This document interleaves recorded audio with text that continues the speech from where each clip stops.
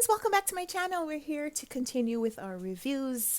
Still hoping to review all the books that I read between now and the end of this year. I don't know if we'll continue this in 2022. We have other goals, but for now, we are here to review today The Perks of Being a Wallflower by Stephen Chbosky.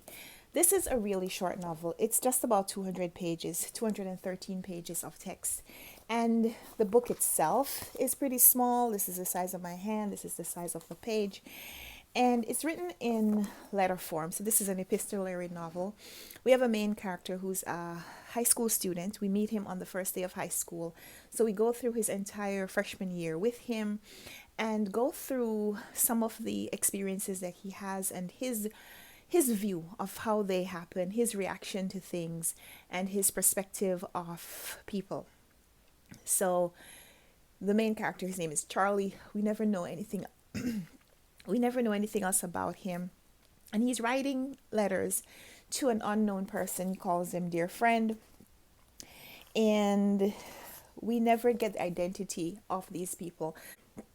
What we may think of as stereotypical behavior, high school students in the United States, more or less on the eastern part, but we're never really sure. There's a lot that we don't know about definitions in this book, so it's more the everyman situation is what I'm saying.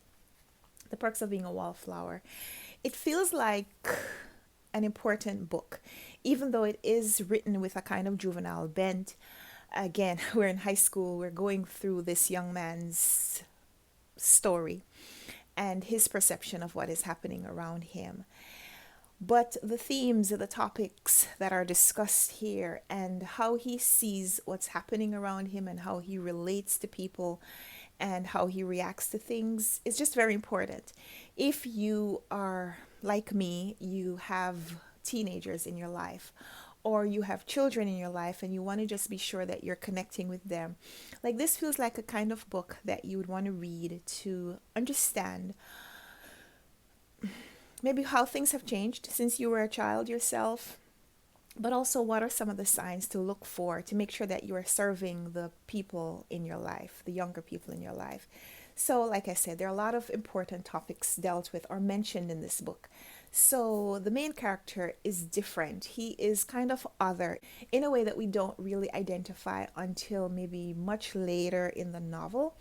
And I'm not sure if we ever really understand what is going on with him. We do get some clues, we do get some revelations as the novel progresses, but we do know that he's a little atypical is what I'm saying. People call him derogatory names, like they call him freak, and we're not sure why. We know he's not popular. He's a freshman. Most high school freshmen are not popular, but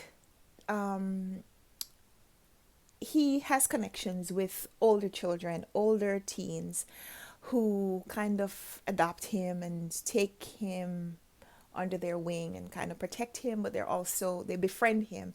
So he crosses some levels in the hierarchy because of that. And it's really interesting. Just a really interesting book. It's a page turner. It's also pretty literary. A few days ago, I did a Vlogmas video where I did a book list from this book. The main character, Charlie, his teacher identifies that he's pretty special. And so he wants to develop his literary interest and his literary talent. And aside from his regular coursework, he starts giving him books to read and asking Charlie to write book reports or write some kind of a reaction to these books. There are a few novels from the literary canon that are mentioned in this book, and I thought it was interesting to go through that list and maybe see the comparison, if there's a thread that runs through those novels. And there is. I think, I haven't read all the novels, but I think they all have to do with some kind of a hero quest. What are some of the ways that people respond to their external circumstances and how they can use those circumstances to bolster themselves and make themselves better for having conquered the obstacles. So like I said, I haven't read all those novels, but I like that they're mentioned here.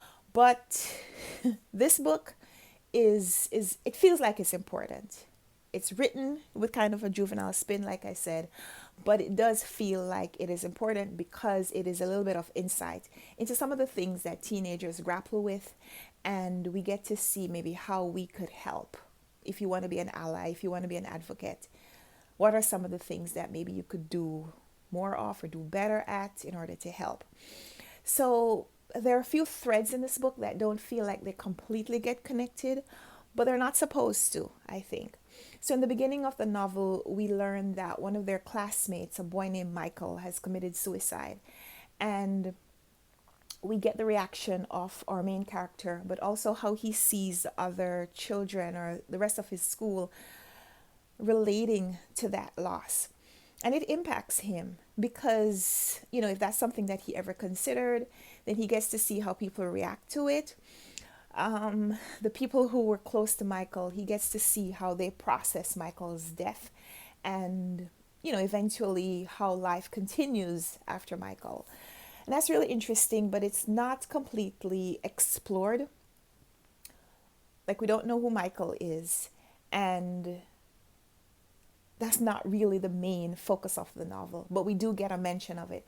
And there are lots of other issues that are dealt with in this book in a similar way. So there are lots of issues that teenagers face that are dealt with in this book.